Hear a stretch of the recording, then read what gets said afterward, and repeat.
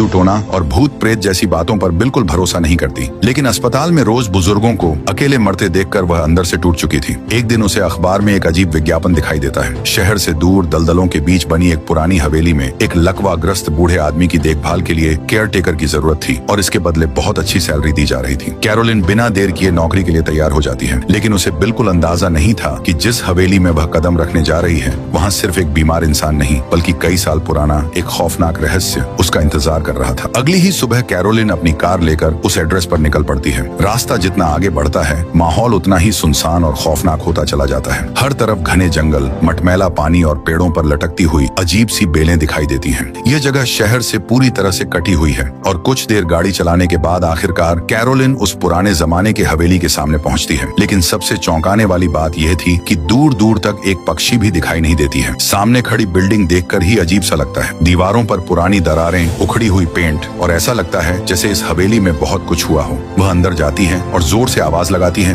कोई है यहाँ? तभी अचानक से दरवाजा अपने आप खुलती है और कुछ मिनट अंदर जाने पर उसे सामने पीछे के गार्डन में हवेली की मालकिन वायलेट दिखाई देती है, जो अपने हस्बैंड की बाल काट रही होती है। इसी बीच उसकी मुलाकात ल्यूक से होती है, जो इस हवेली का कानूनी मामलों को संभालता था। वो कैरोलिन को बताता कि वायलेट के हस्बैंड बेन को कुछ दिन पहले स्ट्रोक आया था, जिससे कारण उनका शरीर पूरा पैरालाइज हो गया और उन्हीं की देखभाल के लिए उन्हें एक नर्स की जरूरत है। इसके बाद ल्यूक कैरोलिन को इस घर की मालकिन वायलेट से मिलाता है, लेकिन वायलेट का व्यवहार बहुत ही अजीब और रूखापन था। वह कैरोलिन को नौकरी पर रखने के लिए हिचकिचा रही थी क्योंकि वह इस इलाके की लड़की नहीं थी, लेकिन ल्यूक उसे समझाता कि तुम्हारी इन्हीं व्यवहार के वजह से कोई भी नर्स यहाँ टिक नहीं पाती। पिछली 4 लड़कियां भी इसी वजह से वापस चली गई थी। ल्यूक के थोड़ा समझाने पर वायलेट कैरोलिन को नौकरी पर रखने के लिए मान जाती है, लेकिन जाते वक्त वह ल्यूक से कहती कि यह लड़की इस घर को कभी समझ नहीं पाएगी।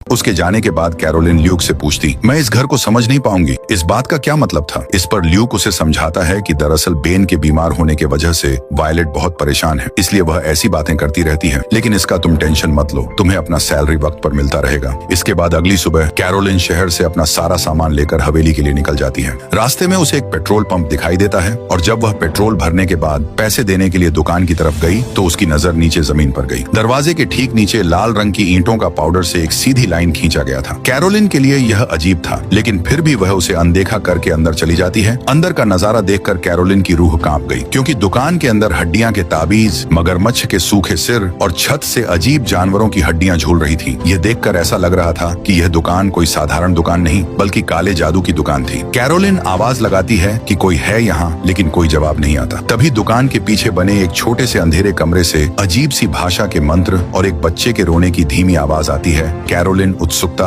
और थोड़े डर के साथ उस कमरे की तरफ